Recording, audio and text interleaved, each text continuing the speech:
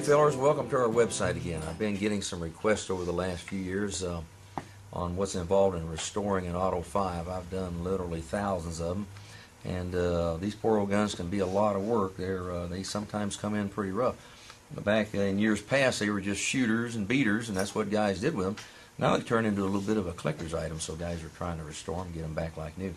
So that's what we do. Anyway, I got in this rough little 20 gauge A5 the other day. One of those little guns that's just been used long and hard. Been, as they say, rode hard and put up wet. The wood's pretty rough on it. A lot of use. Check rings worn flat. Stock, same thing, pretty rough. A lot of scuffs and dings. Check rings flat. Usually they got some cracks in them that need repair. This one for some reason doesn't have any cracks, which is kind of unusual. A lot of times those forms will crack down at the base where they come into contact with the receiver. But anyway, this one just needs a good recut and a refinish, and we're going to do this gun in a semi-gloss finish, not that real high, deep gloss that we do on some of the newer models. But the receiver is pretty rough on it. It's got a lot of pitting in it. It's got that brown patina look to it. Gold, of course, is worn off the trigger. And we're going to dismantle this gun and go into the polishing process and show you what's involved in the restoration of one of these old guns. We have to be careful on this one.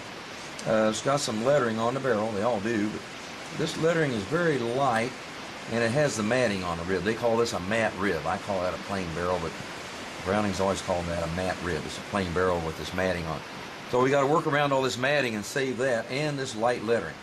But we're going to salvage all that and save it and make this little gun look like new. So we'll get it torn down here in the next phase, and at that time we'll inspect it and look for worn and broken parts, and then at that time we'll begin our polish work on it.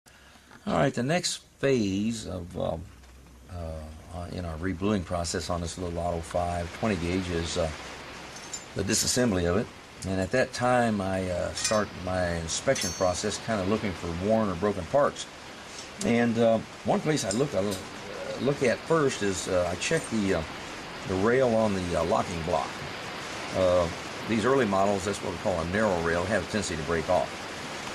This one's still good. However, I noticed as I was breaking it down, left-hand extractor is broken off. So as I reassemble this gun, I'll make a note of that and slip in a good new extractor.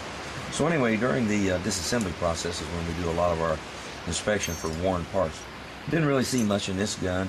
It's got a lot of badly burred screws, lock screws especially, that I might have to replace. We'll polish them the best we can, but if we can't clean up the burrs, we'll replace those screws so it looks bright. And then we're going to go from here over to the glass bead machine. We're going to sandblast this rust off so we can kind of get an idea of what kind of pitting we have in the metal. And all that pitting has to be polished out. It all has to be removed. So we'll head for the sandblaster from here. Alright, I stepped over to my trusty sandblaster here, an old machine I've had for about 30 years, and I use the heck out of this thing.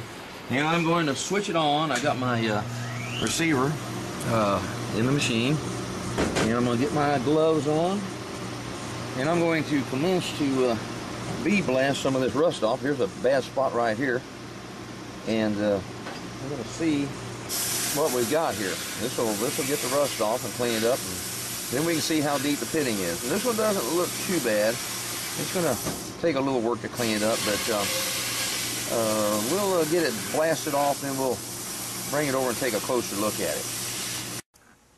Alright, I've just come back from my trusty sandblaster over there, and I've bead blasted this receiver off. I've knocked off all the rust that was on it and blasted out the engraving. Now when I say blast, I'm not talking about a coarse sand that takes engraving out. It really has no effect on engraving at all. It does blast the rust out. It's a number 13 bead. It's fine as flour, but it will blast the rust off of it and get it up out of the engraving so we can see what we're up against. And anyway, this gun is not a real bad one. It's got a lot of frosting type of a pitting in through here, and that all has to be removed.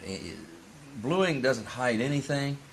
Bluing is actually an oxidizing process when we put this in the tank. We'll show you later, but the way this goes into the tank is the way it's going to come out. I could throw this receiver in the bluing tank right now, and it would come out with a color, kind of a dull, frosty black. which a lot of guys use on what we call, that's a stalker finish or a matte finish, matte blue. So all the salts do is turn it black. So we're going to polish this one, make it look like factory, and we'll go into our polishing process next now that we can see what we're up against since we beaded the rust off of it. Alright, I've been back over to my sandblaster again, and I've been blasting on this barrel, bead blasting the lettering out. I wanted to kind of get that rust out of it so we could just see how bad it was. And I bead blasted out the matting that's on top of the rib.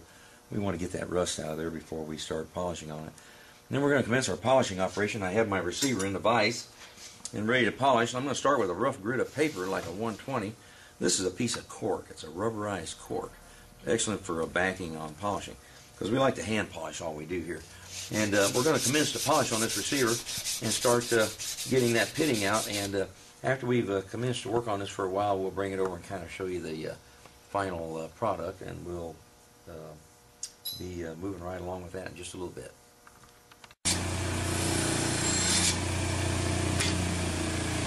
Alright, we've buffed this receiver on the our Tampico brush wheel here, and it's given this receiver a nice satiny sheen. Let me wipe off some of the compound and we can kind of see what kind of a finish we end up with here. It's going to be a nice soft satiny sheen. Now what I'm trying to do is get this thing totally ready to throw in the bluing tank, because you got to remember on bluing, all those tanks do down there is turn it black. The type of polish that you put on the metal is going to, that's the way it's going to look when it comes right out of that tank.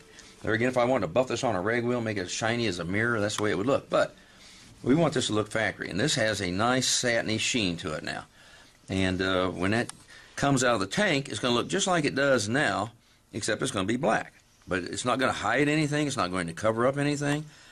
It won't highlight or bring out engraving or smother engraving. It's just, it'll be black, and it will have a factory type of finish, and no one will ever know the gun's been blued. So we'll proceed from here down to the bluing room and get this receiver in the tank. And alright, today we're in the salt bluing room. Well, actually we do it all here. We rust blue and we salt blue. We do a little bit of everything in here. Bluing is just a dirty, nasty job. It's dirty, filthy. We keep it in a separate room all by itself, away from the rest of the shop, because we have a lot of caustic materials cooking here. We've got got all sorts of tanks here. We've got a tank over here that's kind of got a degreaser in it. This is just a hot water tank for boiling out. This is another degreaser tank here. We have several because we do so much at one time.